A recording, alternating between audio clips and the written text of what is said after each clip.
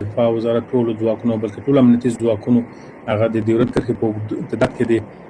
دښمن په هغه نظامي پوستو باندې چې پاکستاني پوځي حلقه پکې ده او د دوی استازي او جرړې پکې دي په هغه باندې او تاسیساتو باندې بریدونه پیل کړي دي.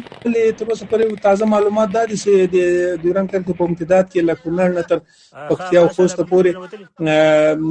د دښمن 15 پوستې نیول شوي دي مکملې